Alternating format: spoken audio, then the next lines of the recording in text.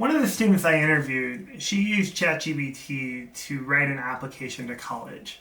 That college replied back and sent her a letter that said, because you use ChatGPT, we didn't even consider your application. She's at a different college now, and I asked her how it's going, and she says about 75% of her peers are using ChatGPT on their written assignments. Hi, my name is Elliott Hedman. I'm a design researcher. I've helped design iReady. I helped design the new digital wonders for McGraw-Hill. And I come from the MIT Media Lab. For the last 6 months, I've been working with students, specifically students at the Boys and Girls Club, asking them how do they use ChatGPT and how is it transforming how they view work.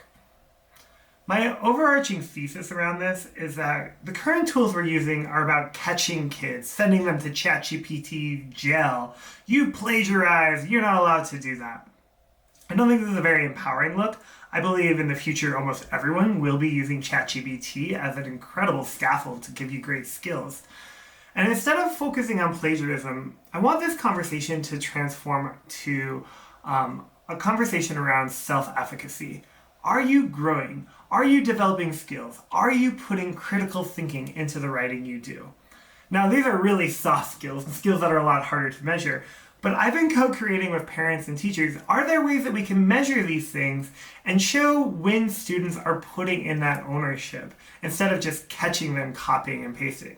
So what we've been doing with the students I'm working with is we've created a new completely free to use app called That's My Work.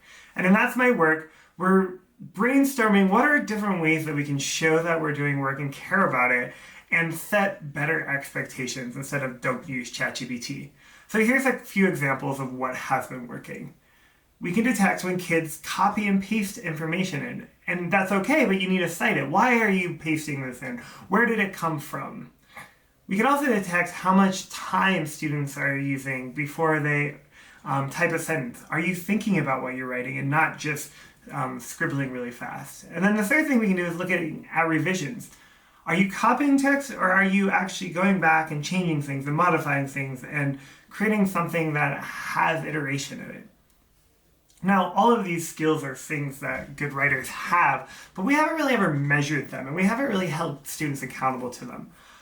I think that these new tools are going to help students stay more accountable and help set expectations around not just don't use ChatGPT or do use ChatGPT, but more, where is your ownership? Where is your growth? Where is your learning? Where is the self-efficacy?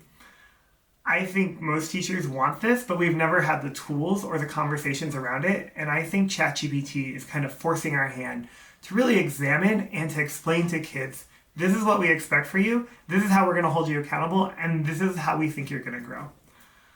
I look forward to coming to South by Southwest and having a deeper conversation about what students are teaching me about how they're using ChatGPT and how they want to be using it. Thanks so much.